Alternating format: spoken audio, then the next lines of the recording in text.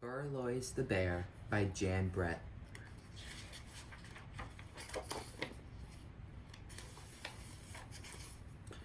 Zum, zum buzz, zum buzz. Berlioz had been practicing for weeks, and now just when the orchestra was going to play in the village square for a gala ball, a strange buzz was coming from his double bass. Why now? Berlioz said to himself. The musicians arrived with their instruments. As Berlioz watched them climb aboard the bandwagon, all he could think about was his buzzing bass. What if his bass buzzed during the ball? What if the dancers stopped dancing and laughed at him? Zum, zum, buzz, zum, buzz, he imagined. Berlioz picked up the reins and chuckled to the mule. Off they went down the road. He was so worried that he didn't see a hole in the road ahead. Suddenly, the wagon lurched to a stop. The front wheel was stuck in the hole. The mule took one look back, sat down, and yawned. "Oh dear," said Berlioz as he tried to get the mule to stand up and pull the bandwagon out of the hole. "What can we do? We'll be late for the ball." "I'll help you," said a rooster who was passing by on his way to the ball. "I'll just tug on the rope and pull you out," he bragged.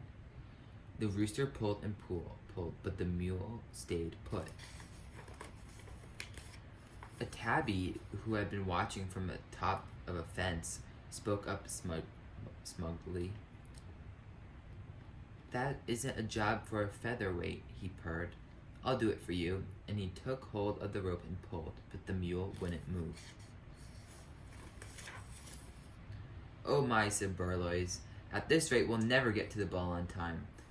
Everyone, put on your concert tailcoats and we'll be ready to start as soon as we get there."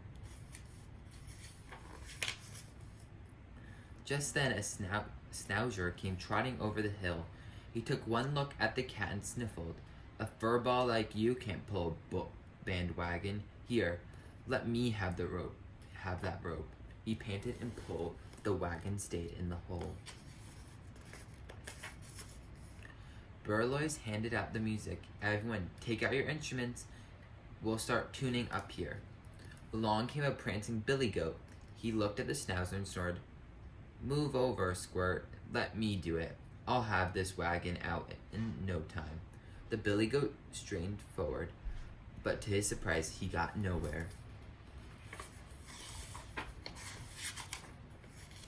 Berlioz checked his pocket. There wasn't much time left. He was about to give up when he heard a new voice. "Allow me," said a plow horse coming across the field. "This will be easy. I spend my days pulling." But even the plow horse couldn't move the mule. Berlioz tugged at his ears. It was almost time for the ball to begin. He looked around and saw a large ox lumbering toward them. "Everyone tune up. Here comes someone who can pull us out."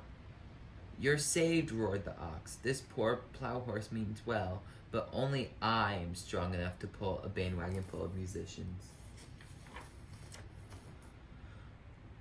He twisted the rope around his horns and gave a mighty tug. The animals held their breath, but the mule wouldn't budge. The clock on the tower started the chime 8 o'clock. "Oh no," Berlioz shouted in desperation.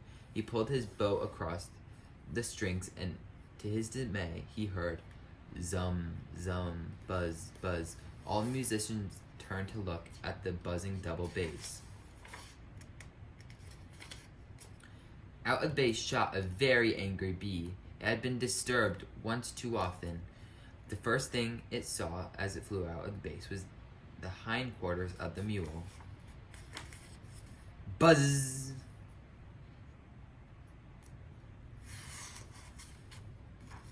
With one giant sting, the bee made the mule jump to his feet and pull the bandwagon of the musicians out of the hole, down the road into the village square before the bells had stopped chiming. The audience roared. "What an entrance!" they cried, and the orchestra, already dressed and tuned, began to play. Zum, zum, zum, zum. It was hard to say who had more fun at the ball, the musicians or the dancers. Berlioz had never played better. Encore, Berlioz! Encore! Berlioz came forward. Thank you all. And this evening I would like to dedicate our encore to the buzzing bee. The end. And that is Berlioz the Bear.